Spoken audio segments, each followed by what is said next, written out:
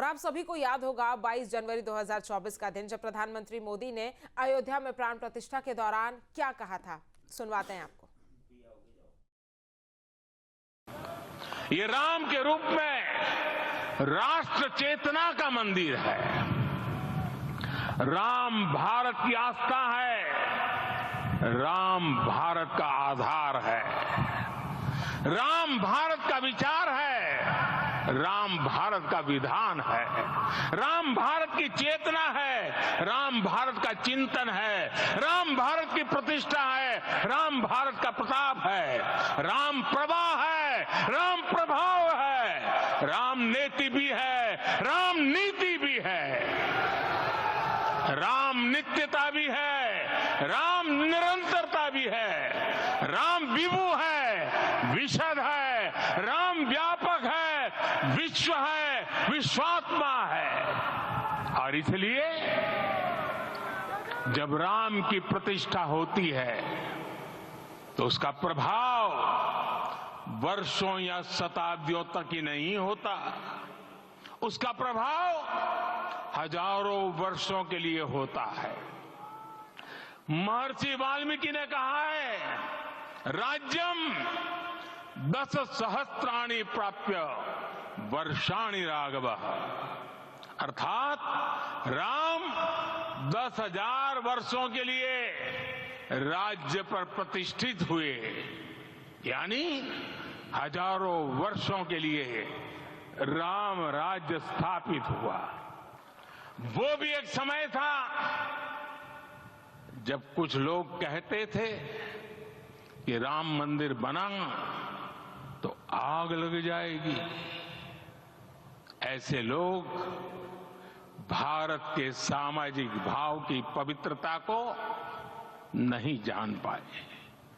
रामलला के इस मंदिर का निर्माण भारतीय समाज के शांति, धैर्य, आपसी सद्भाव और समन्वय का भी प्रतीक है।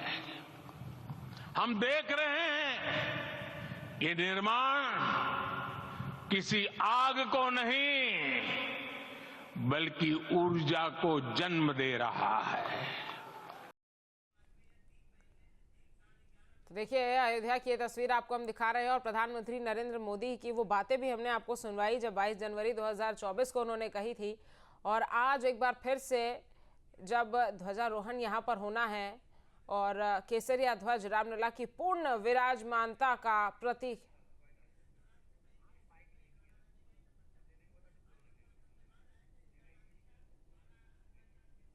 भाई घर में वापस जाएं, इतना आनंद आ रहा है। हम दर्शन हमने करे, कल की परसों आए थे, कल दर्शन किए हमने। 15 मिनट हम वीआईपी लाइन में गए थे, 15 मिनट हमने भगवान के राम जी के दर्शन किए बड़े आनंद से।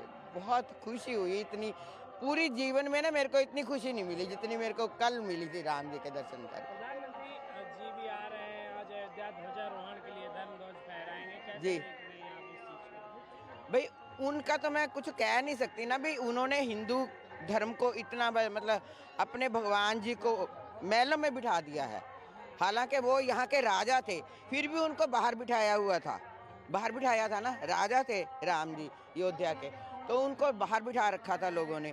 अब उनको महलों में बिठा दिया है, तो उनका भी शुक्रिया हम जितना करें उतना थोड़ा है। बहुत बढ़िया लगा। जय श्री।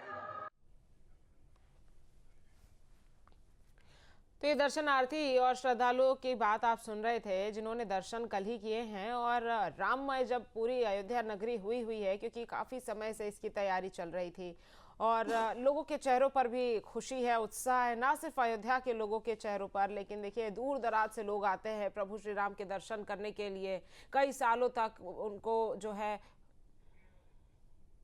अच्छा लग रहा है। यहाँ पे जो हमारा 500 साल का सपना था, आज ऐसा लग रहा है कि वो पूर्ण होने जा रहा है।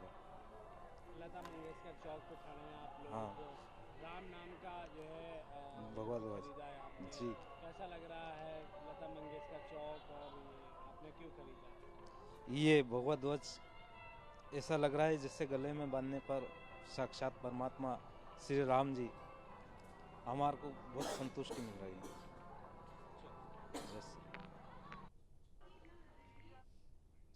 और देखिए, अयोध्या राम मंदिर में ध्वजारोहण बहुत महत्वपूर्ण है और पवित्र अनुष्ठान इसे माना जाता है। ये केवल एक धार्मिक क्रिया नहीं, बल्कि आस्था, परंपरा, विजय और सनातन संस्कृति का प्रतीक है।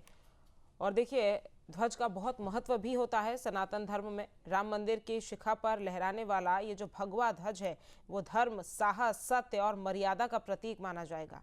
ये ध्वज सनातन परंपरा में देवत्व और आध्यात्मिक शक्ति का प्रतिनिधित्व करता है और इसीलिए इस ध्वज का बहुत महत्व है।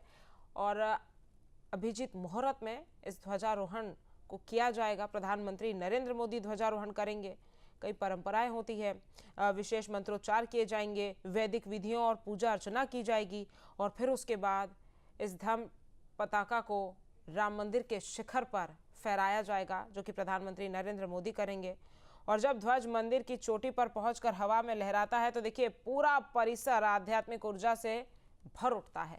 यही वजह है कि हर कोई इसका इंतजार कर रहा है। हजारों भक्त दूर से ही इसे देखने के लिए आएंगे, क्योंकि देखिए, जब आप अयोध्या में एंट्री करेंगे, जितनी ऊंचाई पर इस ध्वज को जो है शिखर पर फहराया जाएगा, दूर से ही लोगों को ये ध्वज लहराता हुआ दिख जाएगा, जो दिखा देगा कि यहीं पर है प्रभु श्री राम का वास। और राममय पूरी अयोध्या हो गई। आप देखिए कि किस तरह से लोगों में भी उत्साह। एक तरफ जहां अयोध्या को पूरी तरह से फूलों से सजा दिया गया है, तो वहीं दूसरी तरफ जो श्रद्धालु वहां पर आए हैं, जो अयोध्या के लोग हैं, उन्होंने भी सजावट की है। और आप देखेंगे सड़कों पर भी तो लोग हाथ में भगवा ध्वज हाथ में लिए चलते हुए दिखाई दे रहे हैं। और ये क्षण भक्तों के लिए भी अत्यंत भावुक और आध्यात्मिक होता है। कई श्रद्धालु ध्वजारोहण को अपने जीवन का सौभाग्य मानते हैं। जैसा हमने आपको भी सुनाया भी, जो महिला जो थी, जो श्रद्धालु थी, उन्होंने कहा कि मैंने 15 मिनट तक दर्शन किए और ऐसी खुशी मुझे जीवन में कभी नहीं हुई, क्योंकि बहुत लंबा संघर्ष। और जब 22 जनवरी को प्राण प्रतिष्ठा हुई थी तो हर कोई खुश तो था ही, लेकिन आंखें भी नम थी, क्योंकि बहुत लंबा संघर्ष, 500 साल का संघर्ष ये था। और आज जब ये धर्म ध्वज राम मंदिर के शिखर पर लहराएगा, जब ध्वजारोहण होगा, तब जाकर रामनगरी में जो राम मंदिर का निर्माण हुआ था वो पूर्ण होगा। और एयरपोर्ट से राम मंदिर तक प्रधानमंत्री का रोड शो भी होने वाला है और समारोह में करीब 7,000 मेहमान भी शामिल होंगे। पुलिस की भी वहां पर जो सुरक्षा है, पुलिस ने पूरी कर ली है, कड़ी कर दी गई है सुरक्षा व्यवस्था। वहां पर अलग अलग जवान जो है वो भी तैनात है। पीएसी के जवानों की बात की जाए, आरपीएफ के जवानों की बात की जाए, सीआरपीएफ के जवानों की बात की जाए, यूपी पुलिस और स्पेशल टीम भी वहां पर गश्त दे रही है।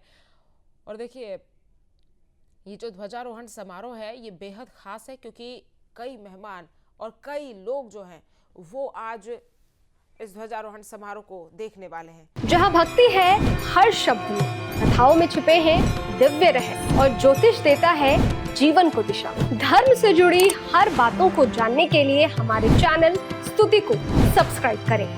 चैनल पर जाने के लिए इस लिंक पर क्लिक करें।